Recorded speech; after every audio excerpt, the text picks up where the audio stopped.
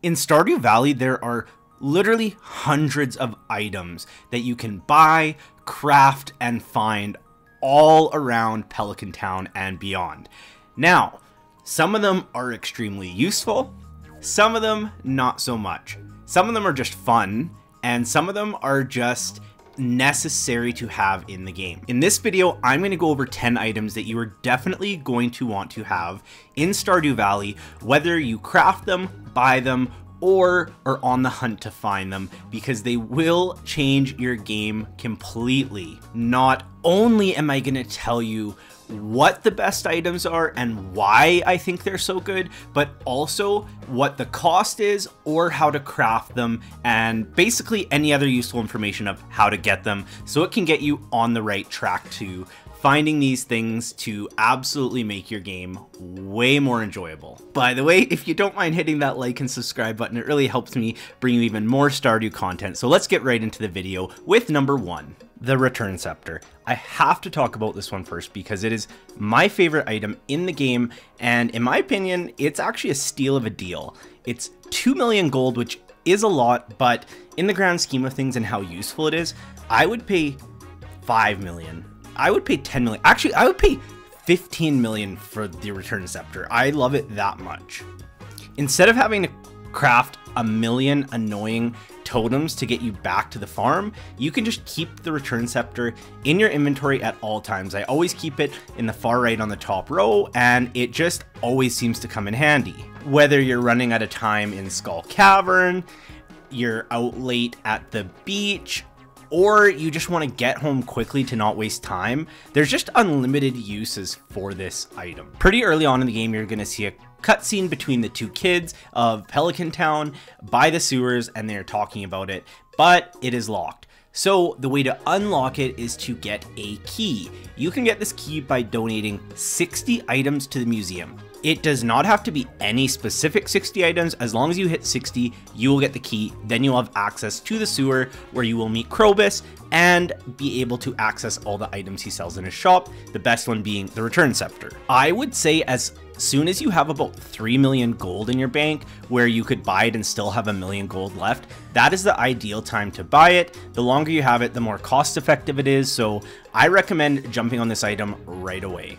Moving on to number 2, the Auto Grabber. This item saves so much time and can increase your profit so much because it will literally collect not only the eggs that will stay on your ground anyways until you pick them up, but it will milk your cows and goats, it will shear your sheep, and it is just all in all so useful. Later in the game, it's really important to have a lot of milk and eggs for some of the late game quests, so this is a really good way to round them up and keep them there, and you can either sell them, cook with them, or do whatever you want with them, but it's just a really easy way to keep your barn going strong. Just be aware that with any animal automation tools, if you don't talk to your animals, they slowly will lose friendship points. So you still want to go and talk to all your animals and occasionally do these things manually every once in a while. The way to unlock this item is simply get to farming level 10. Or you can get lucky and find them in a treasure room in Skull Cavern. Number 3, I'm going to go ahead and say the Deluxe Scarecrow. Nothing too much to say about this one. I just think it's really space effective.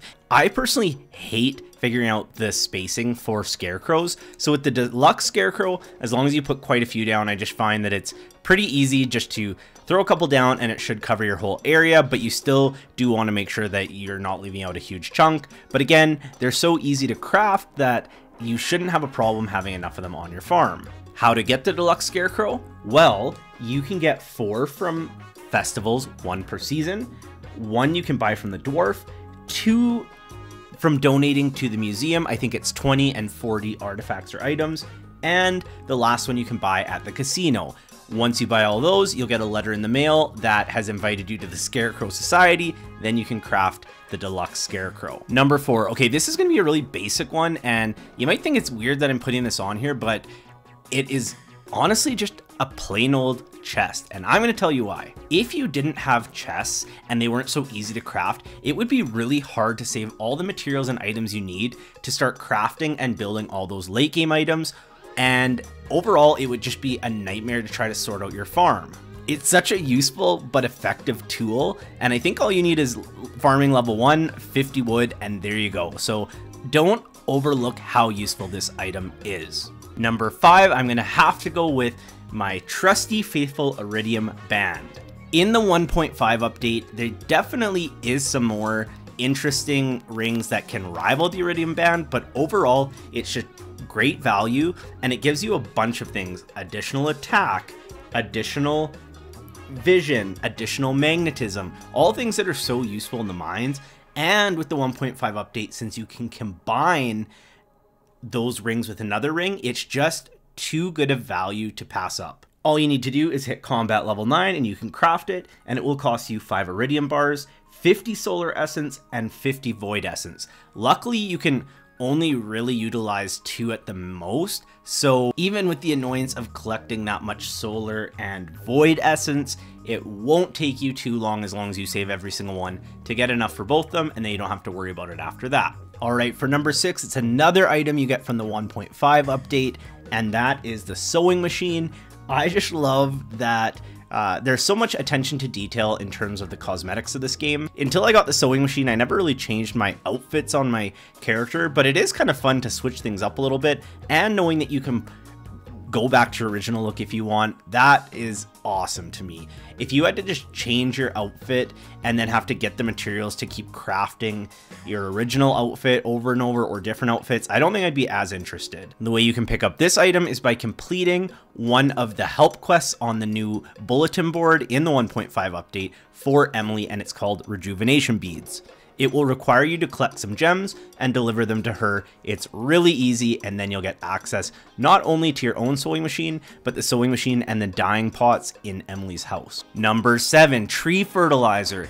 I think I mentioned this already in another video, so I'm not going to go into too much detail, but I love that there is tree fertilizer, especially because it's so helpful when you're trying to do farm design and you just want to grow the trees quickly so you can see how everything looks. If you had to do it back in the day without the tree fertilizer, it could be such a pain if you realize that you misplanted a tree, put the wrong kind in, didn't space it properly. So with the tree fertilizer, it saves you a lot of time and error. You can unlock this recipe at foraging level 7. Alright, number 8, it is kind of a double-edged sword in this one, and it's time to talk about the golden clock. I do think it is one of the best items in the game. Of course, it's the most expensive item in the game, so it's not completely useless, but here is why I think it is an overrated item. For 10 million gold, it prevents you from decaying your fences, and no debris will grow on your farm, which is great to keep things a little less annoying when spring rolls around in each season and not having to replace your fences all the time. But for a 10 million price tag, for me, it's just not that worth it. I would rather pay 10 million gold for a scepter that returns me home on command that you'll use every single day versus not having to clean up a little bit of debris here and there. I just think the price tag is just a little bit insane. One thing I actually do like is that it is required to get perfection, and so just the fact that you can afford a 10 million item kind of does make it a little bit more worthwhile because it goes towards that completing of the game. But all in all, I just, prioritize buying the golden clock very last. Where it is really helpful is if, you're really into farm design and you want to do some farm tours and you don't want to have to keep fixing up your farm along the way. Okay, before we get to the last and probably my second favorite item in the game, we're going to talk about obelisks, which is number 9. And obelisks are a pretty pricey item. They range from about 500,000 to $1 million.